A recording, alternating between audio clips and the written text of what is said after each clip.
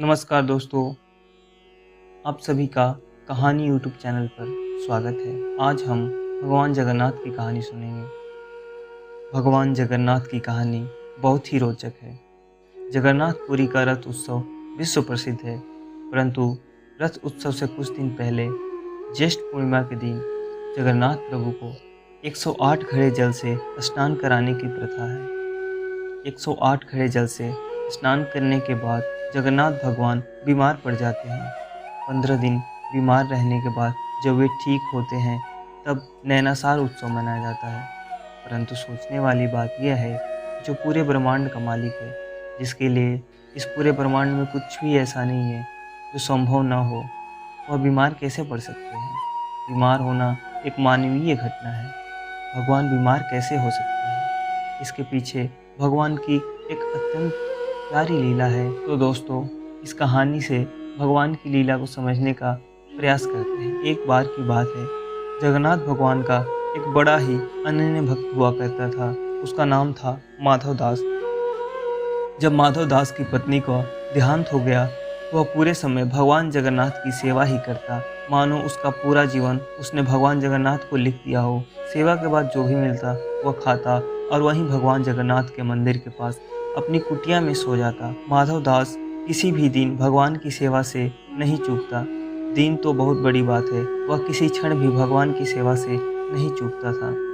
जब माधव दास बूढ़ा हो चला, वह बीमार रहने लगा। लोगों ने उससे कहा, अब आराम किया करो, तुम बूढ़े हो गए हो और बीमार भी रहते हो। परंतु माधव दास किसी की नहीं सुनता, बस अपनी प्रभु की सेवा में लगा रहता था। एक बार की बात है, माधव दास बहुत बीमार हो गया। लोगों ने उससे कहा, वैद्य के पास जाओ, दवाई खाओ। परंतु माधव दास सबसे कहता, जिसके माथ पर हो जगन्नाथ का हाथ, उसे किस बात की चिंता, भगवान है ना, वह सब देख लेंगे। यही कहता और निरंतर अपनी प्रभु की सेवा में लगा रहता। एक दिन वह अपनी कुटिया में बीमारी की वजह से बेहोश होकर भूमि पर गिर पड़ा। तब प्रभु जगन्नाथ प्रकट हुए। आम मनुष्य के भेष में उन्होंने माधव दास को उठाकर चारपाई पर लिटाया। फिर उसके पास रहकर ऐसे माधव दास की सेवा करने लगे, मानो एक माँ अपने नवजात शिशु। माथे पर पट्टी देकर उसका ज्वार कम करना, उसे काढ़ा पिलाना। माधव दास बहुत ही कमज़ोर हो गए थे। उनकी सोचने समझने की शक्ति भी बहुत कम हो गई थी। धीरे धीरे जब माधव दास ठीक होने लगे तो एक दिन उन्होंने प्रभु को पहचान लिया। पहचानते ही माधव दास प्रभु के सामने हाथ जोड़कर जोर जोर से रोने लगे। रोते हुए कहने लगे, प्रभु आप यह क्या कर रहे हैं? मैं आपका भक्त हूँ, मैं आपका दास हूँ, आप मेरी सेवा क्यों कर रहे हैं प्रभु? अपने भक्त के आंसू भगवान श्री हरि ने पोंछकर उन्हें अपने हृदय से लगा लिया। प्रभु के हृदय में लीन होकर फिर कौन सी आस और लालसा बाकी रह जाती है। माधव दास को जीवित होते हुए इसी धरती पर साक्षात वैकुंठ का अनुभव हो रहा था। प्रभु ने उसके पीठ को सहलाते हुए चुप कराया। सुबकते हुए माधव दास ने श्री हरि से कहा, हे प्रभु, हे परमानंद, हे परमात्मा, आप तो त्रिलोक के स्वामी हैं, आप ही नारायण हैं, इस पूरे ब्रह्मांड के मालिक हैं। आपकी इच्छा से यह बीमारी क्षण भर में नष्ट हो सकती थी, फिर भी आपने मेरी सेवा करने के स्थान पर मुझे पूर्णतः स्वस्थ क्यों नहीं किया?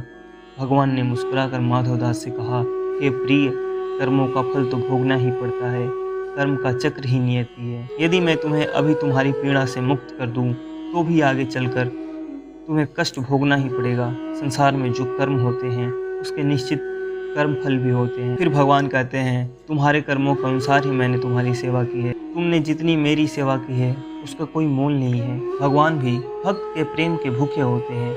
यही एक भाव भगवान को सबसे प्रिय है। तुम्हारा प्रेम मेरे लिए सेवा हो सकता है, तो जब तुम्हें सेवा की आवश्यकता है तो मेरा प्रेम भी तुम्हारे लिए सेवा हो सकता है।